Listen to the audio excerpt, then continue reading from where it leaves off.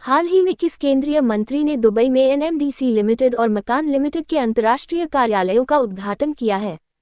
Option A H D. Kumaraswamy, option B Dharmendra Pradhan, option C Rajnath Singh, option D Shivraj Singh Chouhan. Correct answer explanation. केंद्रीय इस्पात एवं भारी उद्योग मंत्री श्री एच.डी. कुमारस्वामी ने 30 जून 2025 को दुबई में एनएमडीसी लिमिटेड और मकान लिमिटेड के अंतर्राष्ट्रीय कार्यालयों का उद्घाटन किया।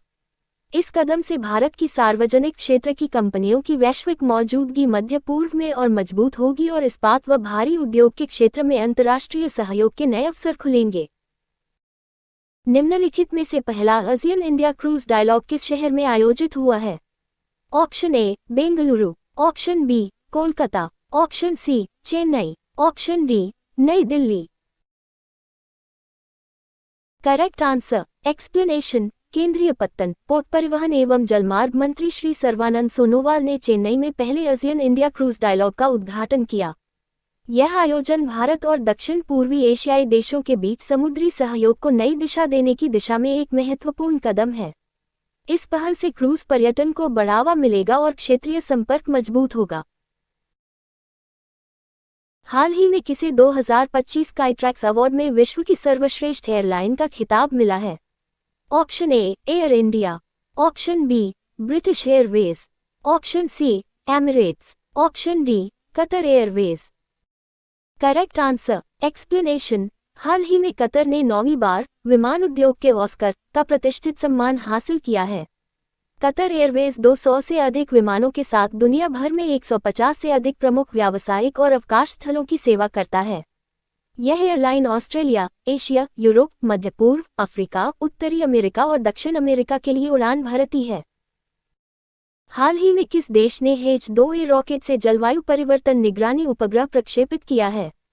ऑप्शन ए चीन, option B Japan, option C America, option D Bharat. Correct answer explanation. Japan ने हाल ही में H-2A HIIA रॉकेट से GOSATGW global observing satellite for greenhouse gases and water cycle नामक जलवायु परिवर्तन निगरानी उपग्रह प्रक्षेपित किया है। यह उपग्रह कार्बन डाइऑक्साइड, मीथेन तथा जलचक्र से जुड़ी गतिविधियों का अवलोकन करेगा। इसे 28 जून 2025 को तनगाशिमा स्पेस सेंटर से HER-2A के अंतिम 50वां मिशन के तहत लॉन्च किया गया है। हाल ही में भारत का विदेशी ऋण कितने प्रतिशत बढ़कर 736.3 अरब डॉलर हो गया है? Option A 10%, option B 8%, option C 6%, option D 4%। Correct answer explanation. भारतीय रिजर्व बैंक ने कहा कि भारत का बाह्य यानी विदेशी ऋण मार्च 2025 के अंत तक 10% बढ़कर 736.3 अरब डॉलर हो गया, जबकि एक साल पहले इसी अवधि में ये 668.8 अरब डॉलर था। जीडीपी के प्रतिशत के रूप में बाह्य ऋण एक साल पहले के 18.5% से बढ़कर 2024-25 के अंत तक 19.1% हो गया। आरबीआई ने कहा कि समीक्षाधीन वित्त वर्ष में मुद्रा बाजारों में कुछ उतार चढ़ाव देखा गया और रुपये तथा अन्य मुद्राओं के मुकाबले अमेरिकी डॉलर के मूल्य में वृद्धि के कारण मूल्यांकन प्रभाव 5.3 अरब डॉलर रहा। हाल ही में किसे धर्म चक्रवर्ती की उपाधि दी गई है? Option A Yogi Adityanath, option B Baba Ramdev, option C Narendra Modi, option D Rambhadracharya. Correct answer explanation. प्रधानमंत्री नरेंद्र मोदी को धर्म चक्रवर्ती की उपाधि दी गई। ये सम्मान जैन संत आचार्य श्री 108 विद्यानंद जी महाराज की जन्म शताब्दी समारोह में दिया गया। हाल ही में किसने गो-स्टैट्स ऐप लॉन्च किया है? Option A NPCI, option B सांख्यिकी एवं कार्यान्वयन मंत्रालय, option C NITI Aayog, option D UIDAI. Correct answer explanation. सांख्यिकी दिवस 2025 के अवसर पर सांख्यिकी एवं कार्यक्रम कार्यान्वयन मंत्रालय मोस्पी ने अपनी इकाई राष्ट्रीय सैंपल सर्वे कार्यालय एनएसओ के माध्यम से गो-स्टैट्स मोबाइल एप्लीकेशन लॉन्च किया। ये नवाचारपूर्ण ऐप नागरिकों को कहीं भी कभी भी वास्तविक समय में आधिकारिक सरकारी आंकड़ों तक आसान पहुंच प्रदान करता है।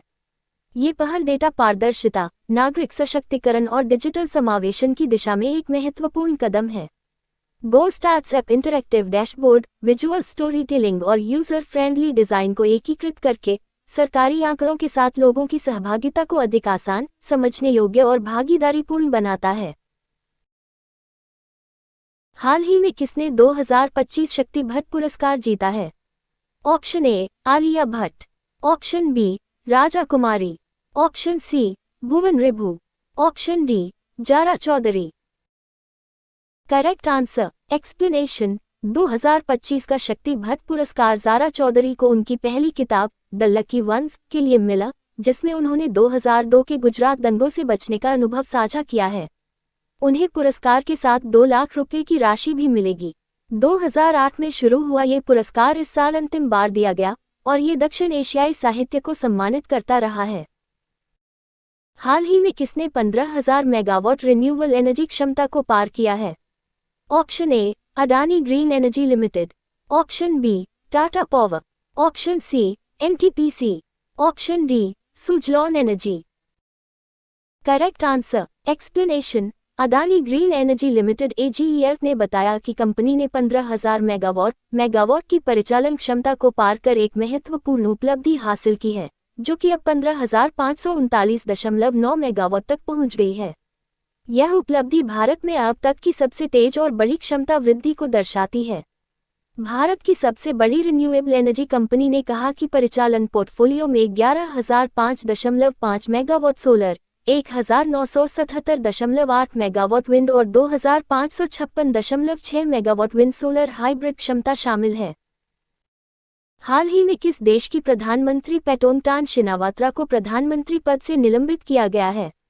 Option A Indonesia, option B Singapore, option C Thailand, option D Mauritius. Correct answer explanation Thailand की प्रधानमंत्री पेटोंगटान शिनावात्रा को 1 जुलाई 2025 को देश की संवैधानिक अदालत द्वारा प्रधानमंत्री पद से निलंबित कर दिया गया। ये निर्णय एक लीक हुई फोन कॉल के मामले में लिया गया, जिसमें उन्होंने थाई सेना को लेकर विवादास्पद बयान दिए थे और कंबोडिया के पूर्व प्रधानमंत्री हुन सेन से करीबी संबंध दर्शाए थे। यह मामला थाईलैंड में राजनीति और सेना के बीच पुराने तनाव को उजागर करता है। इससे पहले उनके पिता थकसिन शिनावात्रा और चाची यंगलुक शिनावात्रा भी सत्ता से हटाए जा चुके हैं। वर्तमान में उप प्रधानमंत्री सूर्या जुआंगरुंगरुआनकित कार्यवाहक प्रधानमंत्री के रूप में नियुक्त किए गए हैं।